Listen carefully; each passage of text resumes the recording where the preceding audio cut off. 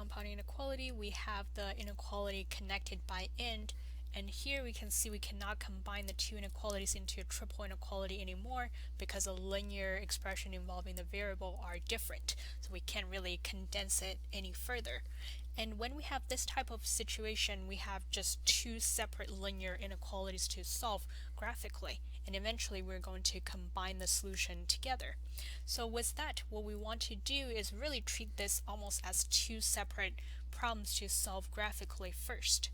And that tells me if I want to solve the first inequality, I have the variable expression being 3x plus 5 over here.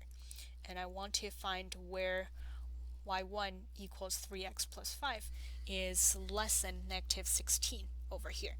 And with this restriction, we can again see we need to go all the way down to negative 16, so it wouldn't quite be enough space if we want to go down by 1 every time for each box we have on the graphing paper. If you have more room, definitely feel free to just go up and down by 1 if you want, but with my space, I'm just going to stick to the y-axis going up and down by 2 for every tick mark over here and do the labeling this way.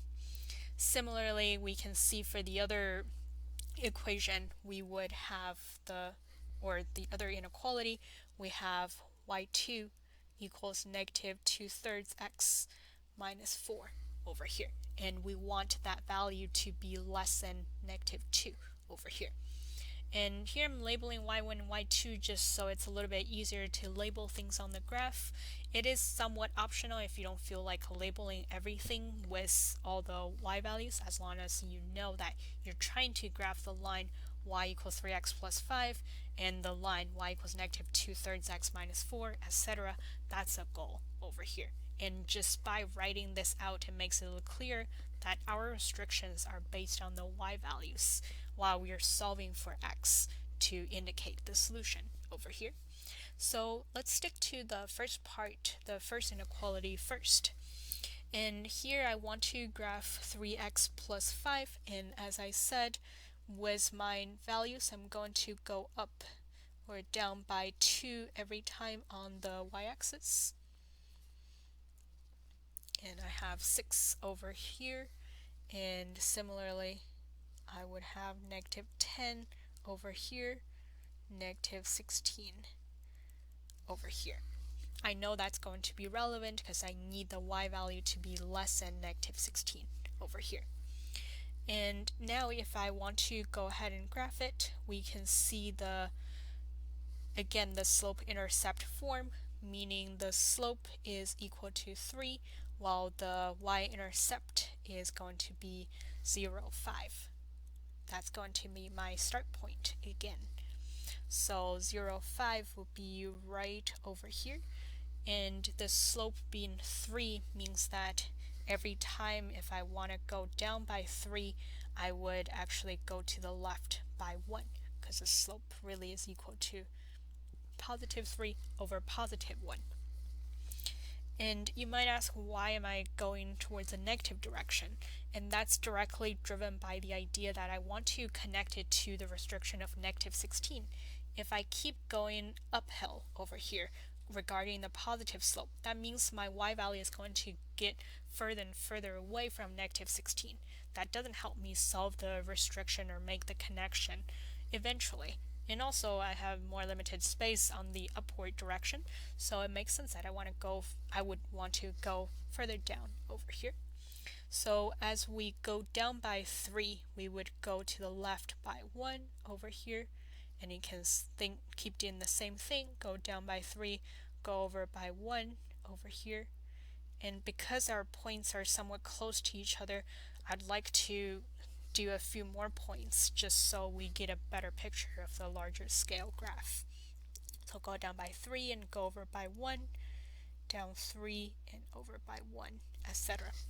And at this point you could go ahead and use a ruler to connect all the points. Again, a good measure is to check that they indeed line up. If you catch yourself making a mistake, definitely fix it before you connect the points over here. So here I would be able to go all the way down, and that's my y1 over here. And now if I want it to be less than negative 16, that means I want the y value to be less than negative 16. So you could go ahead and draw negative 16 as a horizontal line here, because we're looking at the y restriction related to negative 16. And as I said before, if we are having a strictly less than or strictly greater than sign, we can use a dotted line to indicate that's our restriction over here. So that's y equals negative 16 line over here. And if I want the graph to be less than negative 16, that means I'm really looking at the part of the linear equation that falls below negative 16, meaning I'm looking at this part over here.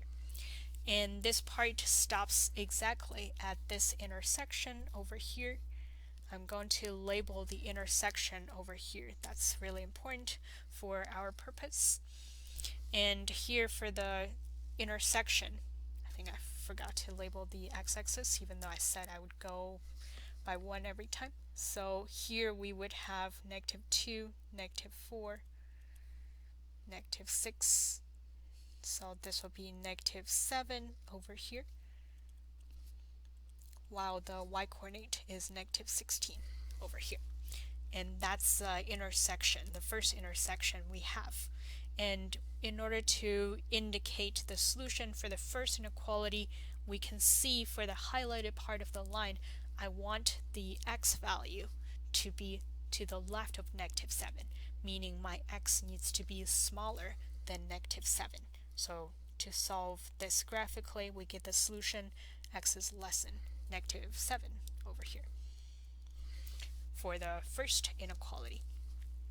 Now similarly, for the second inequality, we can do a similar step. If I have negative 2/3 x minus 4, I'm going to use a green pen to indicate everything regarding the second inequality.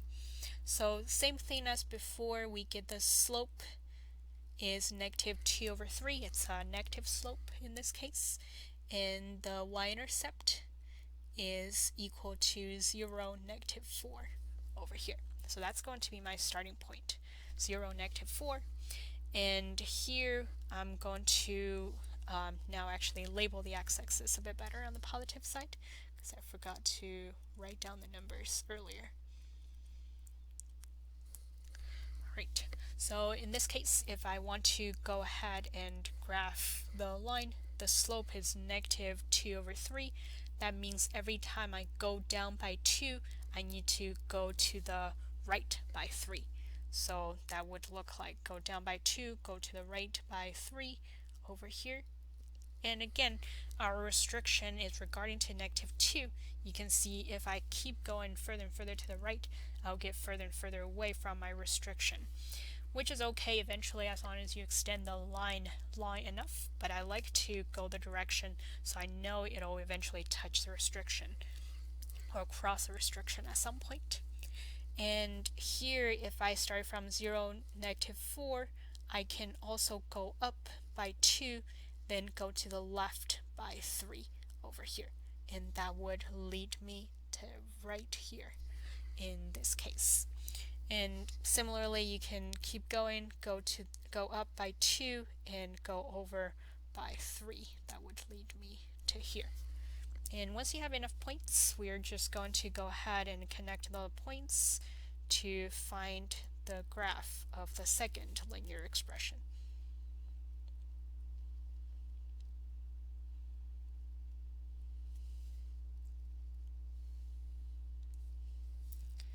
And that's what we get.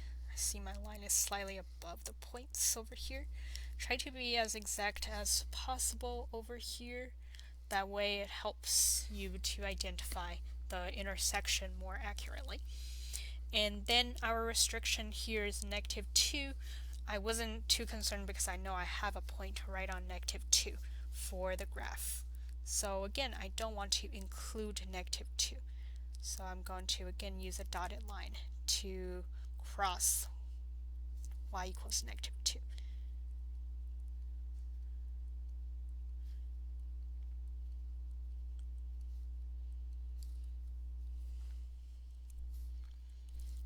this is my other restriction, y equals -2.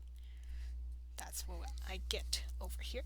And now regarding the intersection, I can do the same thing. I'm just looking at where the two green lines intersect with each other.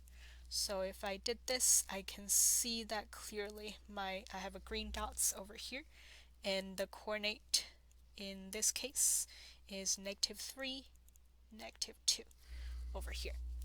And this restriction tells me I want my y2 to be below -2. So for the same argument, I want to look for the part of the green line that's below -2 over here, and that will be this part of the green line. It keeps extending further. This arrow is indicating that. And again, with this information, that means I want to go anywhere to the right of my intersection, because that's a part of the graph that I highlighted in relation to my intersection. So if I want to go anywhere to the right, that means my x needs to be greater than the x coordinate of the intersection. So x is greater than -3. So with this information, I get that, x, is greater than -3, and it's connected by end over here. So with this information, we get, if we want to combine the results, x is greater than -3, and also x needs to be less than -7. While we are highlighting the two parts of the highlighted area, you can see clearly the x values don't intersect each other. They don't overlap with each other. With that information, that tells me there's no overlapping in these two intervals. If that wasn't clear from the coordinate plane already, you can still use a number line method we introduced when we first talked about compound inequality and see that there's no overlapping in the x coordinates. With that, we can say that there is no solution. Or you can say the solution is the empty set, which is a circle with a line in it over here. And that will be how we solve this type of inequality over here. And make sure you understand how this goes, and we're going to go over one more problem with inequalities connected by end next in number 3. So take a minute to read the question in number 3 first before we go on with it. So for number 3, we have two inequalities again connected by end. And for this problem, you can see that we have inequalities involving fractions in them. And generally, when we're solving things graphically, I don't recommend doing too much before you just start drawing the graph. But in this case, that's where I would want to work a little bit with the first inequality, because we have so many fractions involved. It makes graphing with accuracy much harder when we have a lot of fractions involved. So what I'm going to go ahead and do is to get rid of the denominator altogether, so that I don't have to work with fractions when I'm graphing over here. And in this case, if we do that, we can multiply everything by 3 on both sides of the inequality, and that would easily get rid of the fractions. So we get x plus 2 is less than 5. That's what we want to solve graphically. And then for the other one, it's a little bit easier to work with. Even though there's a fraction, it's reflected. That would indicate what our slope is, so we can deal with this much easier as we approach that. And that's just the first step I would do. And the first thing we have is to find where x plus 2 is less than 5. I know it might be easy for you to see the solution right away, but I still want you to kind of go through the practice of solving this inequality graphically over here. And the first thing we want to do is just go ahead and graph y equals x plus 2. But before that, let's again scale the y-axis and x-axis first. Any super large or small numbers, so I'm just going to go up by 1 every time. So we have 2, 4, 6 over here. Similarly for the x-axis, I'm going to go up by 1 every time and label every other tick mark over here. And similarly on the negative side, I'm going to do the same thing. I know I will need it later on.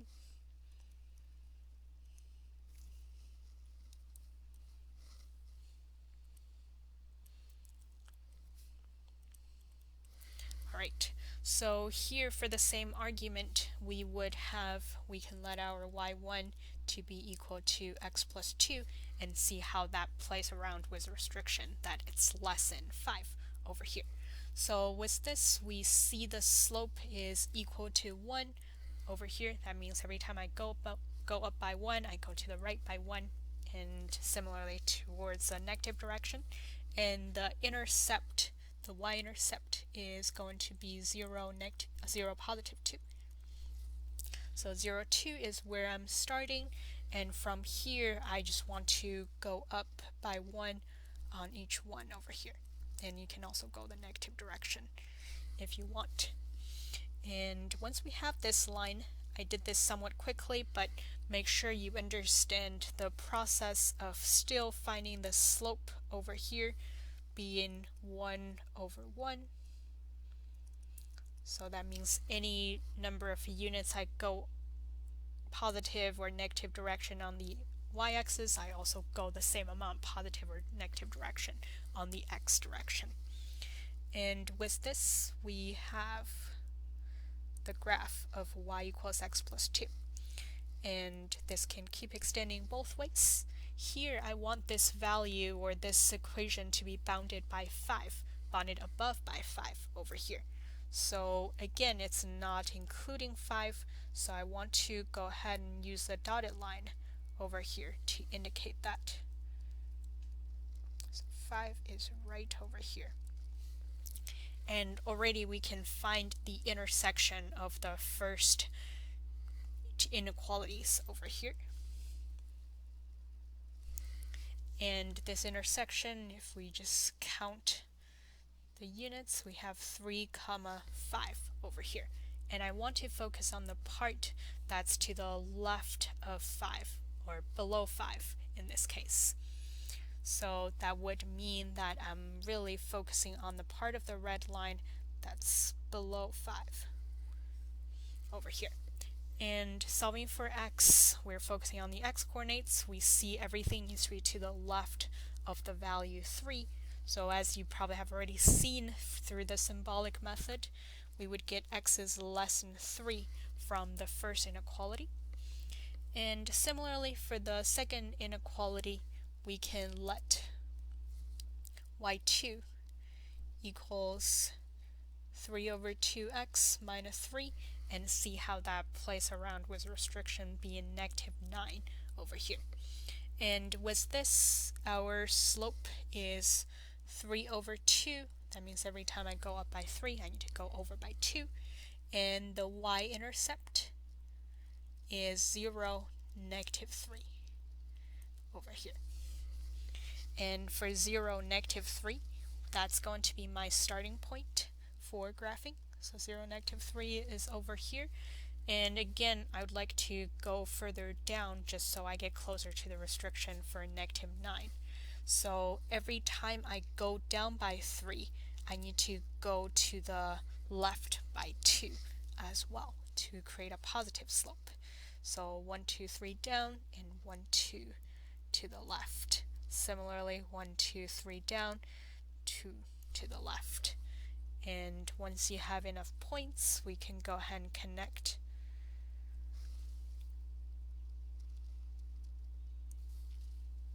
and get this over here. And again, it can extend both ways. Now we want to put in our restriction for negative 9, which is just right over here. Again, negative 9 is, in this case, included, so we can use a solid line to represent that, to find the intersection. And for the intersection, we can see the points are negative 4, negative 9. If you need more labeling, definitely go ahead and do so. We get negative 4 over here.